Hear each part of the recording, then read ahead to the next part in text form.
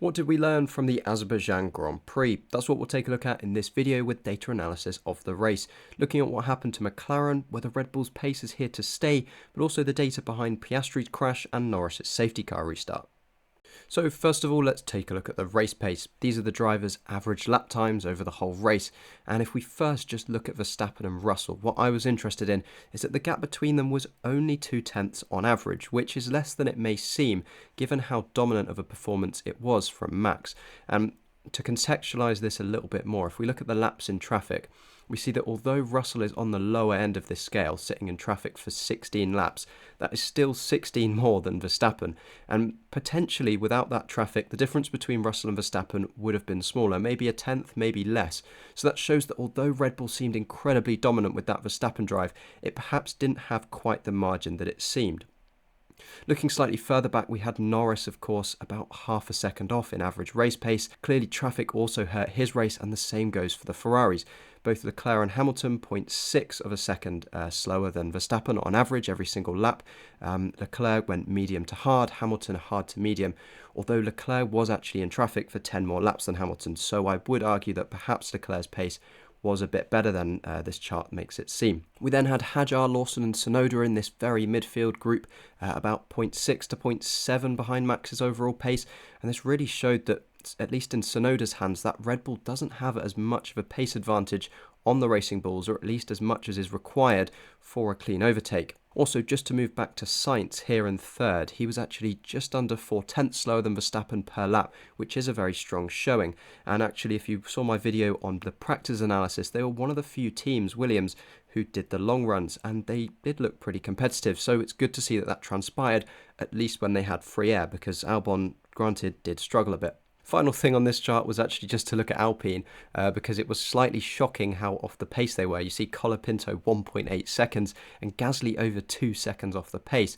And of course this team is actually down on power. They're the only ones using a Renault power unit, and it is down on power compared to everyone else, which with that massive straight at Baku is not very helpful.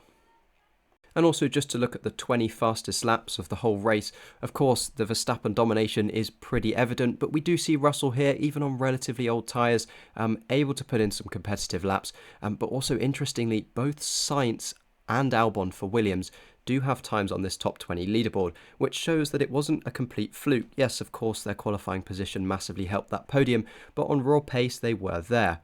Finally, we had Norris down here, just about making it in, and an Antonelli lap as well, showing that Mercedes, if they'd qualified a bit higher up, they might have done it a little bit better. And now to have a quick look at tyre wear, which is quite difficult in a race with so much traffic. I've selected Hadjar, Sainz and Verstappen since they weren't in too much traffic. And the thing that I noticed mainly is the tyre wear effect was very low around Baku. We did know that it was a low deg track going in, and temperatures were also pretty low as far as Baku goes. And just to give you an idea, by burning an extra lap of fuel, so just from the weight loss of the fuel, the driver will only gain about 0.03 seconds of lap time. The tyre wear effect was only about half of this, so it really wasn't a race decided on tyre wear. And these are the fuel adjusted lap times of those three drivers, so these aim to just show the tyre wear, and you'll see the gradients between them are incredibly similar. Of course, Verstappen's line sits lower because he was going quicker, but the rate at which he started to get slower because of his tyres was incredibly comparable to the other two cars, which of course were cars of different teams, showing that tyre wear just was not a big differentiator in this race. And now just have a look at the general car characteristics from this race. I've omitted McLaren here from the top speed due to them using DRS when others didn't. We see again Ferrari have a very good top speed. We saw that in Monza, but in Monza it just didn't convert to race pace, and it was the same here. If we then look at mean speed, we see Red Bull, of course, they were quickest, they've got the highest mean speed, followed then by Mercedes and interestingly Racing Bulls in front of both McLaren and Ferrari. And this comes back again to whether Red Bull's pace is legitimate. And to be honest, this was a good test of their new floor, which came in Monza, you may remember, because this track is quite different to Monza with a lot more slow speed. And it is clear to see that Red Bull are improved. How much so, though, we'll only find out in Singapore when we get back to those medium speed corners, where, of course, McLaren have been dominant. So while it was relatively uneventful as far as Baku goes, we did have that Oscar Piastri crash on lap 1, and if we look at the lap 1 data, it's pretty easy to see where that happened. And of course, he went into that corner with too much speed, but I wanted to look at just how much later he brakes than some other drivers. So if we compare that single corner on lap 1 with Verstappen and also Russell, it's pretty evident straight away how big of a mistake Piastri made. So this is the main bit to look at here when the brakes are first applied.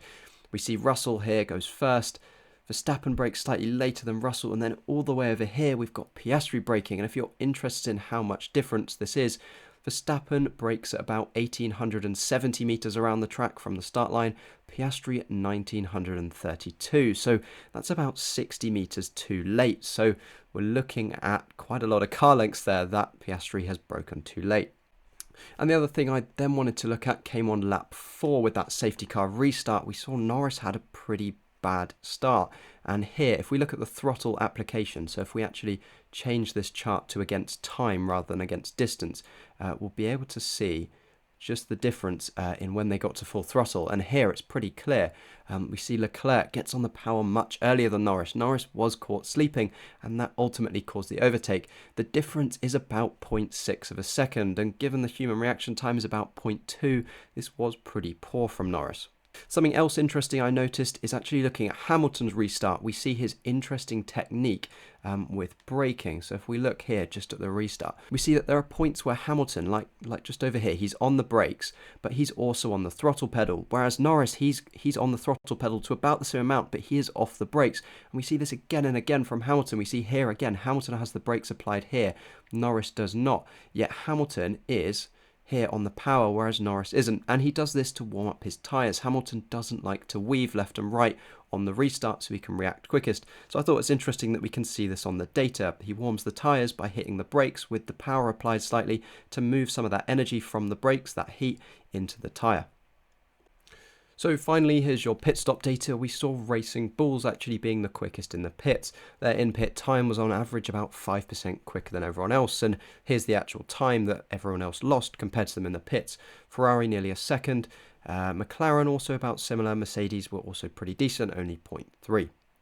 Anyway, that's all the analysis I have for you in this video. If you want to join the conversation, please do drop a comment with your thoughts and predictions for next time out in Singapore, or join our Discord server via the link in the description.